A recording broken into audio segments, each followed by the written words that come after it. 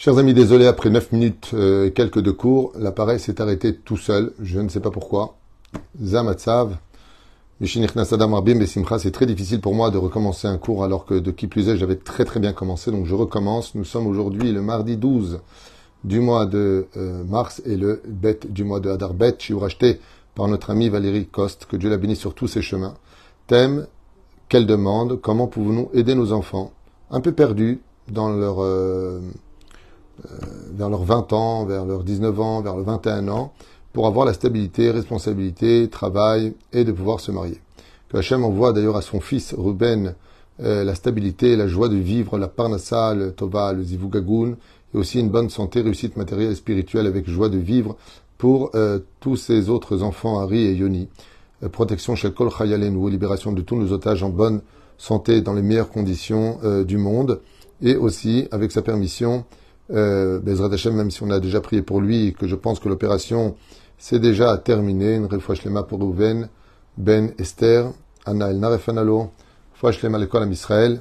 Et j'espère que j'aurai pas de Yetzerara pour ce shiur, qui parle un peu de l'éducation, pour lequel je vais revenir. Donc je suis désolé, vous étiez presque 40 en direct, en plein après-midi à me suivre, ça a coupé. Akol Me'et Hashem Itbarach.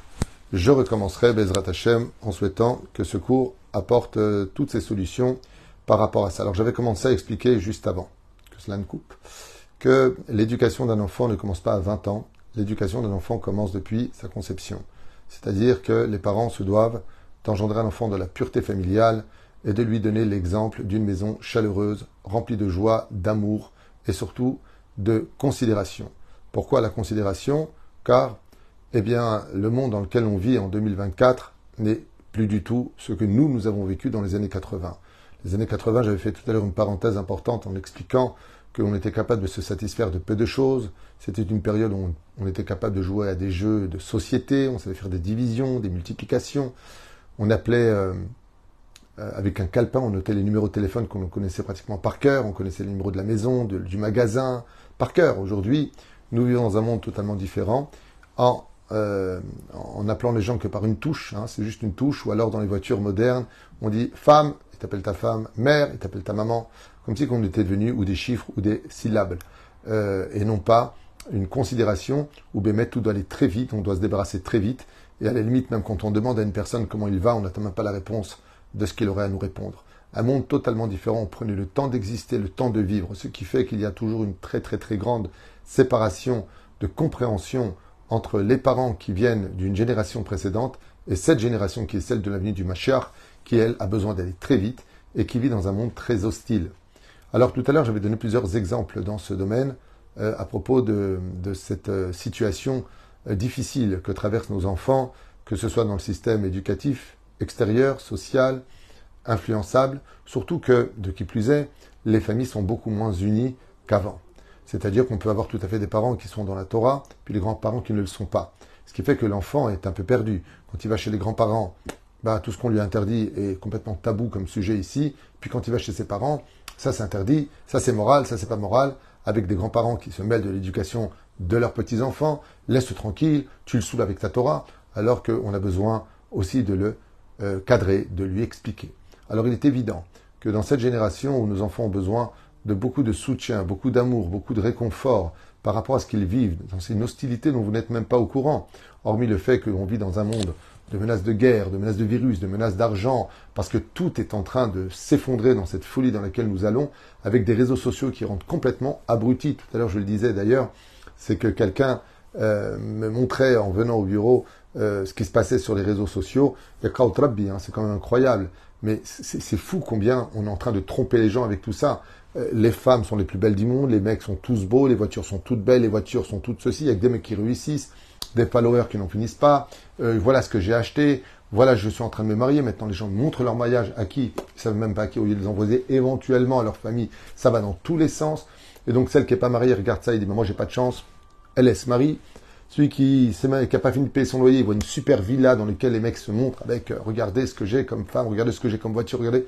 Ce qui fait que quand tu vois les réseaux sociaux, tu te sens vraiment être un minable, surtout qu'aujourd'hui, de qui plus est, il n'y a plus de tabou dans rien. Les femmes s'embrassent directement, les hommes s'embrassent directement, les choses sont montrées au grand public sans aucun filtre, sans aucune retenue. Et nos enfants, on leur demande de grandir dans un monde où on va leur dire, tu sais, il faut être normal, grandir comme nous on a grandi, il faut travailler, il faut retrousser tes manches. Mais baba, ils travaillent tous une grande partie en gagnant des sommes astronomiques, et quand tu travailles dans l'honnêteté, tu gagnes des petites sommes qui te permettent même pas de finir la moitié du mois. C'est très compliqué, parce que pour comprendre et aider nos enfants qui aujourd'hui ont un âge de 20 ans, 21 ans, 22 ans, et de les voir un petit peu découragés de l'affrontement qu'ils doivent mener dans ce monde, où si tu n'as pas d'argent, tu peux pas t'en sortir. Les mariages, ça coûte un bras, louer une maison. Aujourd'hui, il faut des garants, il faut payer à l'avance. On vit dans un monde qui est très difficile pour nos enfants. Ce qui fait que oui, ils ont besoin d'un soutien. Mais ce soutien-là, à l'image un petit peu de l'arc et de la flèche, quand on vient pour lancer une flèche qui doit aller très très loin vers l'avenir, il faut d'abord la tendre très très fortement vers l'arrière. Ce que je veux dire par là, c'est que, comme vous le savez, de 0 à 13 ans, on n'est pas jugé, selon le tribunal rabbinique. À partir de 13 ans, on l'est jusqu'à l'âge de 20 ans. À 20 ans, on est, chas v'shalom, si une personne décède avant 20 ans, il n'est pas jugé dans le ciel. À partir de 20 ans, il est jugé dans le ciel. Alors on a 3 âges. Avant 13 ans à 20 ans, et puis 20 ans vers l'avenir. Comme ça, en tout cas, la Torah voit les choses. 0, 13, 20, 20. Après, on avance dans l'âge jusqu'à devenir vieillard. En tout cas, c'est comme ça que les choses sont vues. À partir de quand, nous, on doit tendre cette flèche vers le bas? À partir de l'éducation. Si nos enfants qui vivent une vie très difficile à l'extérieur, avec des ségrégations, avec des choix, avec des rejets, s'ils sont pas à la page, s'ils sont pas à la hauteur, s'ils n'ont pas les habits, on est dans un monde de compétition. Nous, on le voit pas parce que on est tellement malmené par un amalgame de souffrances, déjà des shlombaïtes, des parents eux-mêmes, les problèmes de santé, les problèmes familiaux, les problèmes financiers, les problèmes de tout ce qui s'engage autour. On a envie de dire à nos enfants, baba, m'en rajoute pas. Vas-y, m'en rajoute pas. Mais j'ai besoin de te parler, j'ai besoin d'être considéré. Ce qui fait qu'on vient avec beaucoup de critiques sur le dos de nos enfants, qu'on ne regarde que ce qui ne va pas chez eux. Et donc, on va leur retirer leur motivation, leur droit de croire en eux. Et ça, c'est considéré comme étant un crime dans l'éducation. Il est impératif de solliciter nos enfants pour des choses qui vont les responsabiliser, tout en leur disant tout le temps, kol à kavod, même si votre enfant descend des sarakol, des bouteilles qu'il faut les mettre à la poubelle, qu'il a un peu débarrassé la table, au moins son assiette, de toujours lui dire kol à kavod. Parce que quand on voit qu'on s'investit, qu'on donne quelque chose et que c'est apprécié, c'est observé, ça a été constaté par ceux qui nous entourent, alors cette reconnaissance nous donne envie de nous améliorer. C'est un peu comme une femme un jour m'a dit, c'est pas que je veux pas donner à mon mari, c'est que quoi que je fasse, c'est toujours un dû. Il n'y a jamais de merci pour tout ce que je fais, mais par contre, si la moindre erreur est commise, eh bien, boum, boum, boum, boum, boum, c'est que des critiques, c'est que des menaces, c'est que des jugements, je n'ai plus envie de rien faire. Tout comme cette femme le comprend pour elle, chacun de nous, en tant que parents, devons le comprendre pour nos enfants. Nos enfants ont besoin d'amour sans excès. Contrairement à ce qui est enseigné par pas mal de rabbinim, moi je dis que ça doit être sans excès. On doit aimer nos enfants. Et il faut aussi que cet amour, à l'image de Dieu et du peuple d'Israël, le mérite des mitzvot, le mérite de mériter cela. Mais de l'autre côté, il faut être longanime, il faut être patient, il faut parler avec eux. Et quand tu as créé tout cela, de 0 à 13 ans, tu as un enfant qui est formaté grâce à l'exemple que tu lui donnes à la maison, de cet amour que le fils voit de ses parents, cette harmonie, ce respect, cette joie qui se vit. Alors quand il rentre à la maison, il croit en l'amour, il croit en lui, et il voit que sa naissance n'est pas quelque chose ou une charge pour les parents, bien au contraire, qu'il fait partie intégrante de leur bonheur. Et c'est absolument ça qu'on doit inclure dans le cœur de nos enfants.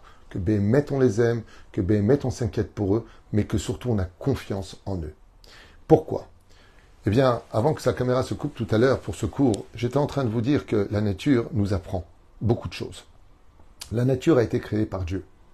Et Dieu, il a créé la perfection dans la nature. Comme je le disais tout à l'heure dans une parenthèse, la Bible est vraie. Dans les réseaux sociaux, quelqu'un me montrait tout à l'heure, regardez ce qu'ils disent. Les ignorants qui parlent de la Bible, disant que la Bible elle est fausse, que la Bible qui dit que la terre elle est plate, alors que nulle part c'est marqué, je ne sais pas ce qu'ils racontent. En tout cas, ils parlent tout le temps tout seuls face à des caméras, sont interlocuteurs. Montre-moi ce que tu dis, apporte tes preuves, et si tu te bases selon l'homme de Cro-Magnon, l'homme de Néandertal, on n'est que dans des hypothèses pour lesquelles la Torah par contre a des réponses à donner. Mais malheureusement, l'ignorance donne beaucoup d'affirmations à toutes ces personnes qui sortent de nulle part et qui auraient mieux fait de rester dans leur grotte au lieu de déblatérer des bêtises à propos d'Adam qui n'a jamais existé, Ève c'est une invention, c'est une légende, couché.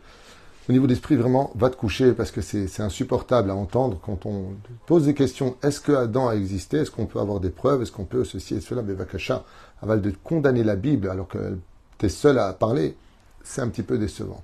La Torah est vraie, Rabotai, heureux celui qui comprendra que tout ce qui est marqué dans la Torah, a kol divrei Elokim chaim. Tout est pureté et tout est véridique. Je reviens en arrière. Eh bien, cette même Torah, cette situation dans laquelle nos enfants vont grandir, n'est pas la même que nous. Et donc, si, dans l'instant T, on veut communiquer à nos enfants ce que nous avons vécu dans les années 80, il va y avoir une énorme différence. Parce que dans la Torah, on nous apprend que la nature a sa vision des choses qui n'est pas la nôtre. Et j'aimerais vous expliquer de quoi je parle. Vous voyez, le guépard court plus vite que la gazelle. Mais la gazelle court plus vite que la lionne. Et ainsi de suite.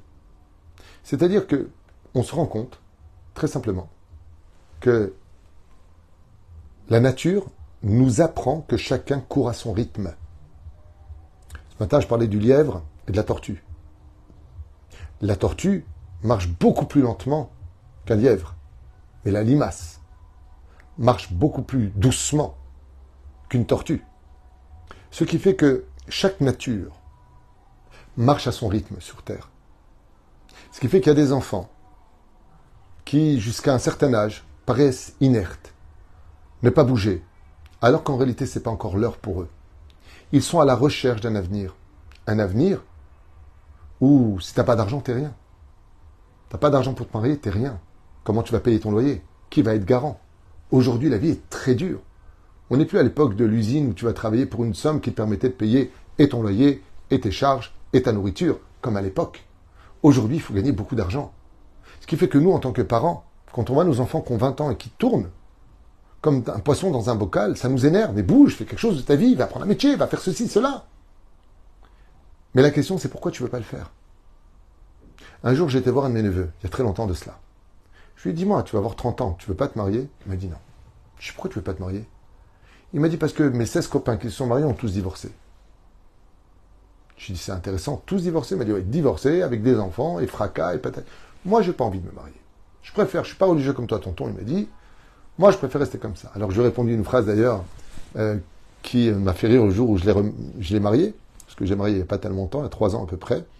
Et je lui ai dit, ne t'inquiète pas, mon fils, le jour où l'amour tapera à la porte de ton cœur, tu verras qu'elle s'ouvrira, même si tes 16 copains ont divorcé. Et c'est exactement ce qui s'est passé il y a 4 ans. Une femme est venue taper à la porte de son cœur, il est tombé fou amoureux d'elle, et je les ai mariés il y a à peu près 3 ans. Ils ont une fille, grâce à Dieu, et que Dieu les bénisse.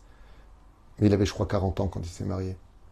Ça veut dire que chacun va à son rythme. Il y a des gens qui vont aller très vite, très jeunes. Tac, tac, tac. Il y a quelqu'un dans notre communauté, il a déjà sa société, Société Baham, SARL. Il fonce, parce que les portes s'ouvrent devant lui. Il y en a d'autres qui se sont découragés.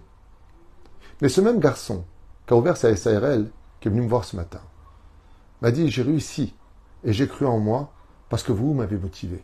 Effectivement, dans la communauté, je lui dis, tu ne connais pas ton potentiel. Signe ce contrat, signe pas l'autre. Viens avec des tarifs. Si tu crois en toi, c'est pas compliqué. Au niveau du business dans la vie, où tu te vends le plus cher, ou tu te vends le moins cher. Au milieu, ça marche de moins en moins. Où les gens sont prêts à payer très cher, parce que c'est de la qualité, prix, ou les gens vont payer en bas. Si tu penses que ton travail, il vaut ça, si tu n'y crois pas toi-même, comment lui va y croire? Et grâce à Dieu, il a signé ses contrats, aujourd'hui il est plein. Mais Zépérou Shadavar pour lequel, pourtant lui il est jeune, il a 21 ans, 22 ans, et il y en a un autre qui a 30 ans. Et on dirait un escargot qui tourne dans une chambre, dans une lenteur qui tue les parents. Parce qu'en réalité, on ne connaît pas le pourquoi du manque de motivation qu'ils ont à l'intérieur d'eux. Je vous donne un exemple. Qu'est-ce qui, au niveau psychologique, peut tuer un enfant à ne plus savoir quoi faire de sa vie alors qu'on parle d'un adulte? Ça peut être une rupture amoureuse, sur laquelle il a cru. Sauf il a découvert que cette fille, avec qui il pensait carrément se marier, est sortie avec son meilleur ami. Toutes les trahisons du monde s'abattent sur lui. Il ne croit plus en l'amitié, il ne croit plus en l'amour. Donc il ne croit pas en son avenir. Parce que si on a été capable de lui faire du mal comme cela, alors on en veut à Dieu. Pourquoi tu ne m'as pas protégé? Pourquoi tu ne m'as pas ouvert les yeux? Il ne va pas se poser les bonnes questions à Pitora. Pourquoi tu l'as touchée avant? Pourquoi tu l'as embrassée? Elle était à sourd. Elle était à Soura. Il ne va pas se poser des questions. Parce qu'il va dire, mais moi je ne suis pas à ce niveau-là. Mais la Torah, elle reste toujours à ce niveau-là. Ce qui fait que sans rentrer dans les comptes d'apodicaire, vis-à-vis des fautes que l'on fait, des péchés que l'on accomplit face à nos responsabilités, on veut toujours responsabiliser les autres quand on n'a pas de réponse, tout en restant dans sa médiocrité. C'est pour cela que quand on a des enfants, qu'on a élevés, à qui on a donné ce qu'on a pu donner, malgré toutes les difficultés de la vie, il faut se tenir, écoutez bien, c'est là qu'est la réponse à toutes ces questions-là.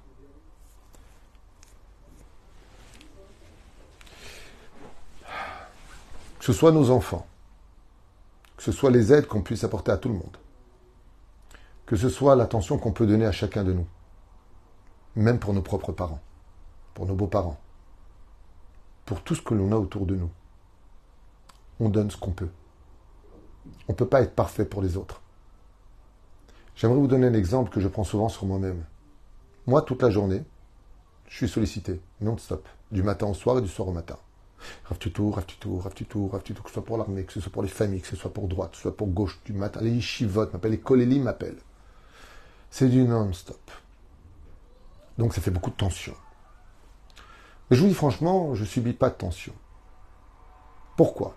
Parce que ma politique de vie, que ce soit avec mes enfants, avec mes amis, avec la communauté, avec toutes les personnes qui s'adressent à moi, consiste à une seule chose. Moi, je suis un chausse-pied. Moi, je suis là pour te mettre ton pied dans ta chaussure. Mais marcher, c'est toi qui le fais.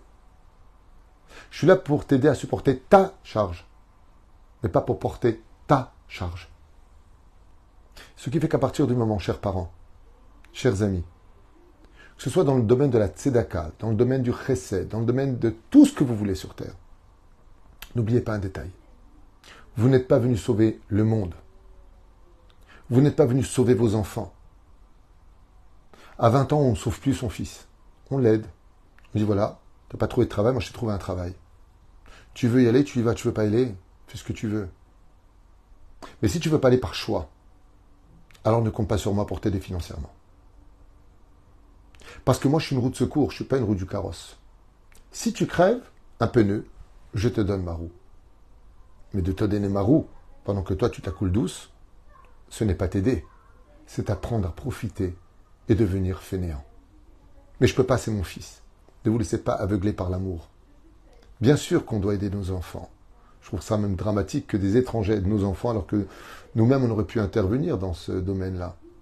Mais la reine qui est toute sa misère, chers amis, quand on a un enfant qui se cherche, on l'aide, on communique avec lui, on parle avec lui. Mais quand il a 20 ans, on prend un peu de recul parce que c'est un homme. Il a des poils, il a des hormones d'homme. Il a une façon de penser d'homme. Même s'il passe son temps sur des jeux, sur son portable, à faire des ch'touillottes, à dire des ch'touillottes toute la journée, comme ça se passe beaucoup aujourd'hui. Malgré tout, la vie est une école. Un jour vient où il y a un déclic. Et du jour au lendemain, eh bien, la limace devient une tortue, qui devient un lèvre, qui devient un zèbre, qui devient une antilope, qui devient un léopard, et ainsi de suite. Il y a des moments dans la vie où ça démarre, parce que c'est maintenant son heure. Il avait besoin du déclic pour faire son régime. Il avait besoin du déclic pour sortir de sa puanteur, de rester toute la journée dans son lit, sans se laver, à attendre que le bol de cornflakes vienne jusqu'à lui, à le renverser sur son lit, mais grandit. Vous savez combien j'ai connu de gens comme ça, qui aujourd'hui sont des gens parfaits, des gens propres, des gens géniaux, des gens magnifiques. Ça a pris du temps. Et ce temps-là, il faut savoir le respecter. Alors nous, qu'est-ce qu'on fait ? On reste les bras croisés ? Non. Prie, parle, trouve des solutions, présente-les. Présente ces occasions et laisse-le lui évoluer. C'est sa vie, c'est son tikkun. Toi, en tant que parent, à 20 ans, tu as fini l'éducation. Tu es juste là pour l'aider. Et si tu dis oui, mais quand même j'ai de la peine, occupe-toi de toi. Écoutez bien ce que je vous dis. Occupe-toi de toi. Occupe-toi de ton mari, occupe-toi de ta femme, occupe-toi des autres. Ne perds pas ton temps à essayer d'aider alors que tu es en train d'étouffer celui que tu voulais aider. C'est-à-dire que non seulement il n'était pas bien, non seulement ça n'allait pas dans sa vie, non seulement il y avait des problèmes dont tu n'es même pas au courant, mais en plus tu es constamment en train de lui dire « Mais bouge, fais quelque chose, qu'est-ce que tu vas devenir, qu'est-ce que c'est ?» Tu me saoules. Tu es en train de me dire de plus en plus des choses que je sais déjà. Mais maman, papa, ça ne m'aide pas ce que vous me dites. Parce que moi je vis un mal intérieur que j'ai besoin de soigner pour retrouver la motivation d'avoir envie de me battre demain. Et si on ne concentre pas nos forces, notre énergie, nos moyens dans la motivation et non pas dans la critique ou le jugement, que tu crois que ton fils qui a 20 ans aujourd'hui, il a besoin que tu lui dises il faut que tu fasses quelque chose de ta vie, mais vous vivez sur quelle planète? Il le sait très bien ça. Quel est le chidouche, quelle est la nouveauté, quelle est l'extraordinaire nouvelle Eureka que vous apprenez à votre fils quand vous lui dites il faut que tu fasses quelque chose à l'âge de 20 ans, qu'est-ce que tu vas devenir? Qui voudra toi si tu n'as pas quelque chose dans les mains? Vous croyez qu'il ne le sait pas? Alors j'ai une bonne nouvelle à vous annoncer pour ce cours. Vos enfants savent beaucoup plus que vous à l'âge de 20 ans que vous à l'âge de 50 ans. Ils savent faire des choses dans le monde moderne que vous ne connaissez pas. Seulement ils ont un mal de vivre dans lequel aujourd'hui la moindre erreur coûte très cher. Si tu n'as pas d'oseille, tu ne peux pas réussir à louer un appartement. Tu ne peux pas assumer. Tu as peur. Tu as peur parce qu'à la moindre erreur, si tu n'es pas une fille super belle, tu fais pas ceci, tu fais pas cela, t'es jeté. T'es vite basé. C'est très dur en 2024 de l'ère vulgaire. Très dur d'être un jeune. C'est très dur d'apporter des enfants. Si tu n'as pas la Emouna et la Torah dans les mains, tes enfants, tu ne sais pas où ils vont. Tout ce que tu as investi, ça peut partir du jour au lendemain. Un seul choc émotionnel, une mauvaise parole, un mauvais coup, une trahison. Vous savez combien j'ai rencontré de gens qui m'ont dit qu'ils ne croient plus du tout en l'amitié aujourd'hui, tellement ils ont été trahis par leurs meilleurs amis. Ça aussi, ça passe dans les gènes chez un enfant. Vous savez combien d'enfants m'ont dit, de personnes de 20 ans m'ont dit qu'ils ne croyaient plus en l'amour, parce que leurs parents, non seulement ils ont divorcé, mais ils se sont comportés comme des pires ennemis. Et eux, ils ont grandi au milieu de cette guerre. Alors quand tu leur parles de mariage, ils ont changé de bord. C'est le cas d'une fille qui aujourd'hui est devenue homosexuelle. Et je lui ai dit, mais c'était en toi, c'est quelque chose que tu ressentais? Elle m'a dit non. Mais quand j'ai vu mon père et ma mère, comment ils étaient en couple, ça m'a dégoûté du mariage. Mais j'ai besoin d'amour, alors je trouve là où ma propre nature ne s'y retrouve pas. Je ne suis pas Shlema, elle m'a dit avec ça. Mais qui est responsable de cela? Qui? Avoir un enfant, ce n'est pas l'histoire d'une nuit, c'est l'histoire d'une vie. Et quand on veut les aider, il ne faut pas les aider à les diriger vers « va travailler là-bas, va faire ceci, va faire cela ». Ça, c'est bien quand ils ont 6 ans, pas quand ils ont 20 ans. Alors, qu'est-ce qu'on peut faire avec eux? On doit trouver qu'est-ce qui peut les motiver aujourd'hui. Tiens, ton copain, tu peux l'emmener faire du sport avec toi? Faire du sport, de bouger, même si ce n'est pas encore la direction de la construction, mais qui commence à bouger pour croire en lui, pour croire en mon avenir. À partir du moment où on retrouve cette énergie, alors vous verrez que tôt ou tard, il y a une destinée, une prédestinée. La prédestinée vient toujours taper à la porte de l'esprit de celui qui est concerné par sa réincarnation. Mais quand il s'agit de sa propre destinée, nous, on est là pour les propulser. Mais c'est à eux d'y aller, c'est à eux de se construire. Des fois, c'est pas encore l'heure, des fois, c'est l'heure. Alors bien sûr, Tanguy, tout le monde connaît ce film. Faute à l'enfant, il a 37 ans, il a 40 ans, il est toujours à la maison, c'est horrible, on passe de l'amour à la haine. À un moment, il faut que tu bouges, baba. On t'a fait grandir, maintenant on veut te voir avec tes enfants, tes petits-enfants, et puis même, on voudrait que toi, tu nous apportes un petit peu ce réconfort et cette joie. C'est évident. Mais n'oubliez pas ce que dit le Talmud. Un homme qui n'est pas marié vit sans joie, sans Torah, sans Choma, et ainsi de suite. Aseret Yevamot. Donc cet enfant, même si c'est un adulte, ça reste toujours un enfant. Parce qu'il n'a pas réussi à percer la coquille dans laquelle il a préféré se renfermer. Des fois, c'est un choix. Des fois, c'est dû à une fainéantise. Des fois, c'est dû à des chocs émotionnels. Des fois, c'est dû au fait que l'homme ne croit plus en lui. Je ne crois plus en rien. Je préfère être chez mes parents, être l'enfant qui ne recevra plus d'ordre, qui envoie balader ses parents. Donc, il perd beaucoup de choses, plus de respect des parents, plus rien. Mais il y a une chose de sûr. C'est que si vous prenez la charge de vos enfants sur vous, vous noierez avec lui et il vous détestera. Et vous accusera d'avoir été celui ou celle qui l'a étouffé dans le monde dans lequel il n'arrivait plus lui-même à respirer. Nous, en tant que parents, dès l'âge de 20 ans, 21 ans, 22 ans, 23 ans, on est là juste pour donner des conseils en comptant sur cette base d'éducation qu'on a donnée sur le chemin de la Torah de la Hirat Shamaim à nos enfants. Plus que ça, la prière, le sourire et l'exemple à suivre, la joie de vivre. Sinon, ce qui va se passer, dans beaucoup de cas, c'est qu'en disant à votre fils de 20 ans ce qu'il doit être ou ce qu'il doit devenir, vous risqueriez de vous prendre en pleine tronche. Écoute, papa et maman, réussissez d'abord votre vie de couple avant de venir moi comment faire la mienne. Réussissez-vous d'abord votre vie heureuse avant de me dire comment trouver mon bonheur. C'est pas joli de parler comme ça à ses parents. Mais est-ce que c'est une vérité ou pas? À méditer. Meilleure éducation? Donnez l'exemple. De dire à vos enfants, bah tu vois moi, je travaille, je fais le ménage, je fais à manger, je fais les fêtes, je reçois la famille, et toi tu fais rien. Tu sais ce qu'il va te répondre? Eh ben, bravo. Tant mieux pour toi. Qu'est-ce que j'y fasse? C'est pas la même époque. Nous, à notre époque, vous vous rappelez, pour ceux qui ont plus de 50 ans, 60 ans, on se payait nous-mêmes nos permis, nos parents ne nous aidaient pas vraiment financièrement. On devait mériter notre argent. Vous vous rappelez? On rentrait deux par deux, avec la même blouse à l'école. Enfin, moi, j'étais jusqu'en CM2. Mais à l'époque, il y avait le respect des professeurs, il y avait le respect des parents. On ne rentrait pas dans le champ des parents aussi facilement qu'aujourd'hui. Il n'y avait pas tous ces portables, il n'y avait pas ces réseaux sociaux. Chaque chose avait beaucoup de valeur à notre époque. Aujourd'hui, nos enfants grandissent dans une jungle où si tu n'es pas le meilleur, on t'enterre vivant. Si tu n'as pas les moyens, tu vas nulle part. C'est très difficile d'être un enfant aujourd'hui. Et si on n'a pas toutes ces connaissances pour lui donner cette éducation, on risque de passer à côté de beaucoup de choses qui vont devenir une plus grande douleur pour nos enfants, alors que nos intentions à nous en tant que parents étaient bonnes.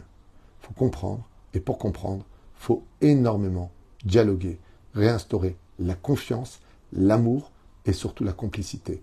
Quand on y arrive, on remotive nos enfants, et je vous affirme une chose, on n'a rien à leur apprendre. Ils savent très bien où ils en sont. Le seul problème, c'est qu'ils ne savent pas encore quel chemin prendre, parce qu'ils ne sont pas encore motivés. Ils sont fatigués avant même d'avoir commencé. Et à quoi c'est dû? Parce que l'incertitude demain, d'un meilleur avenir, est tellement grisonnant qu'ils n'y croient pas. Voilà où était le problème de cette jeunesse, où les valeurs de ce monde sont l'argent, excusez-moi pour le mot employé, la sexualité, les voyages, le luxe, les marques. Voilà ce qu'on rentre dans la tête. Si t'as pas ça, t'es un naze. Si t'as pas ça, t'es un naze. Si t'es pas beau, t'es un naze. Si t'as pas d'argent, t'es un naze.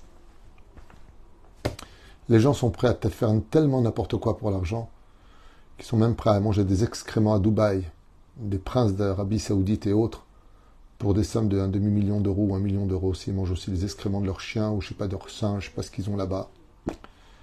Mais ça roule sur les réseaux sociaux.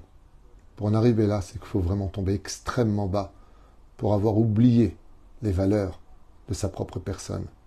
Comme on m'a raconté que des filles, pour payer leurs études aujourd'hui à l'université, se prostituent. Shemishmor verachem. Un système tellement incroyable.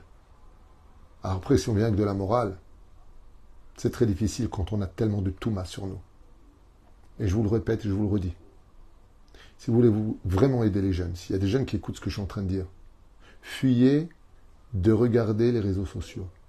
Fuyez cela, parce qu'ils n'expriment pas la vérité, ils n'expriment pas l'harmonie, et ils n'expriment pas l'équilibre du monde. Ils n'expriment qu'une seule chose, te montrer toi où tu en es, face à des exemples qui sont sélectionnés pour faire le plus de buzz possible. Et donc, tu es constamment comparé, alors que chacun de nous est unique, et que Dieu nous aime tous pour ce que nous sommes. On vaut ce qu'on vaut. Et vous savez, même un billet, vous voyez un billet, vous le prenez, vous le froissez. Par contre, vous froissez comme ça un billet de 200 euros. Une fois que c'est fait, vous le rouvrez. Combien il vaut? Il vaut toujours 200 euros.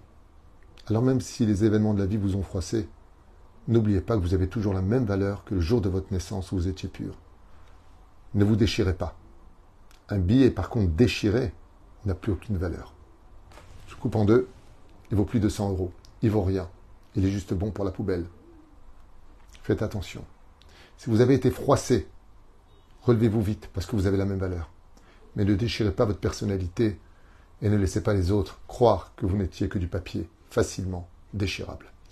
C'est mon message d'amour pour vous tous en espérant, Bezrat Hashem, que vous partagerez le plus possible ce shiur pour les jeunes et pour les parents. Parce que Bezrat Hashem, quand cette complicité, ce calme, cette harmonie, ce dialogue sera réinstauré et que les enfants ouvriront enfin leur cœur face à des parents qui peut-être seront aptes de les comprendre, pas de leur donner des conseils. D'abord, entends.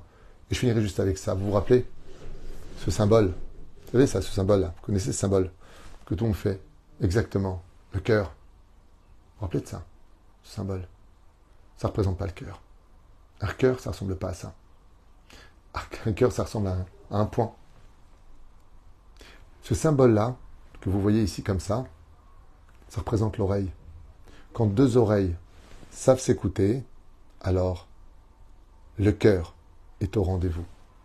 Savoir écouter ses enfants, comprendre leurs problèmes dans ce que eux ils vivent, sans mélanger les amalgames de nos problèmes à nous, à l'intérieur de leurs problèmes, parce qu'on en a ras-le-bol, c'est une preuve d'amour. Rien que de dire à nos enfants, je te comprends. Maintenant, dis-moi comment moi je peux t'aider. C'est comme ça qu'on les aide quand ils ont dépassé les 13 ans.